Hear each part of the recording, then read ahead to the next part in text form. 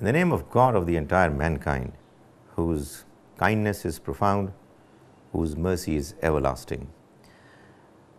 We are talking about the question whether it was Isaac or Ismail who was the son of Abraham that was offered for sacrifice, as mentioned in the Bible, the book of Genesis, chapter 22. This is the third of the episodes that we are doing in this series, and we are presenting the outcome of the research done by Mr. Abdus Sattar Ghauri. And in this presentation, I will mention the understanding of the author that Abraham was required to offer his only son for sacrifice. So the author is focusing his attention on this particular point. The points that he stresses are: number one, God had asked Abraham, according to the Bible, to offer, quote, your son, your only son, unquote.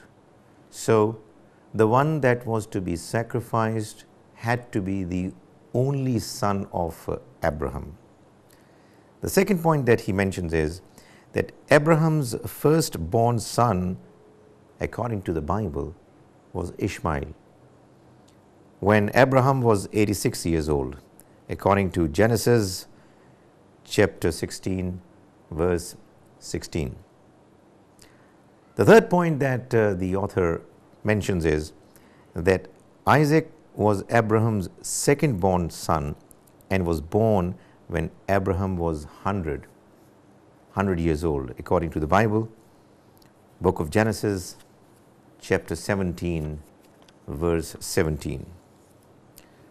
So the author says, point number 4, thus Ishmael was 14 years old when Isaac was born.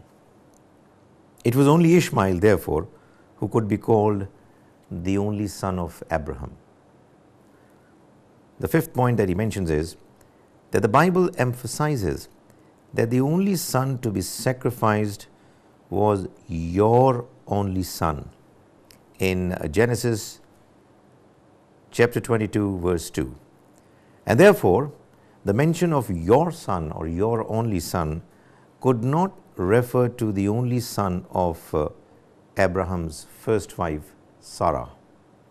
So, of course, when the reference was made to sacrifice the son, it was to be the only son of Abraham, no matter whichever wife of his was to be the mother of him.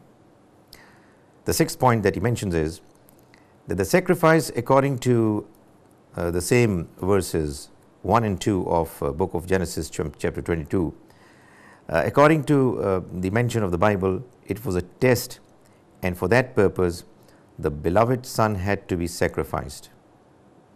And the author emphasizes that Ishmael qualified for that expression to be considered the beloved son of Abraham because he was the firstborn son of Abraham, and because when the news of Isaac's birth was given to Abraham, he said in response to that if only Ishmael might live under your blessings, O God.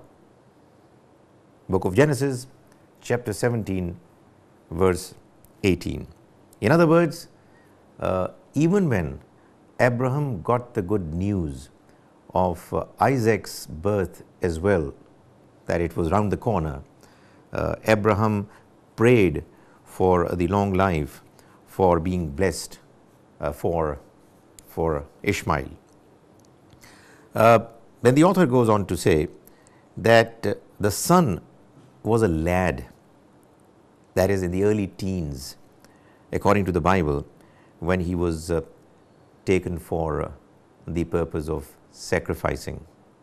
Most certainly, for 14 years, according to the Bible, it was only Ishmael who could be qualified to be declared as the only son of Abraham. And Of course, if Ismail was 13 years old when he was required to go through the process of sacrifice, he could have been correctly and appropriately described as a lad. Whereas the commentators of the Bible, the author says, they claim that Isaac was sacrificed. His age was, there are two alternative possibilities mentioned. It was either 3 or 20 to 37 when he was sacrificed, and the author emphasizes that in either case it could not have been a lad who was to be sacrificed, because when you use that expression, you're actually talking about the possibility of a teenager, of somebody who in his early teens is required to go through the process. All in all, what he is emphasizing is that if you be sincere to the text of the Bible and follow what it is mentioning, every word of it is taken seriously, then you would find that the expression Isaac, after your son, your only son, doesn't fit into the context, because it was only and only Ismail who could have been described as the only son of Abraham over a period of 14 years. And it was during this period that we also find that Ismail reached an age wherein he could be described as a lad, which is an expression employed in the Bible to describe the age of the boy of Abraham who was to be sacrificed. So the thesis, the conclusion that the author is attempting to draw all along is, according to him, quite convincingly being contributed by these evidences, which lead us to believe that it was the first son of Abraham, Ismail, who was given for sacrifice by Abraham, and not Isaac, as has been alleged, claimed by the people of the book, the Jews and the Christians. May God open the heart of all of us for what is true, and may He enable us to understand and to accept what He wants us to understand and accept.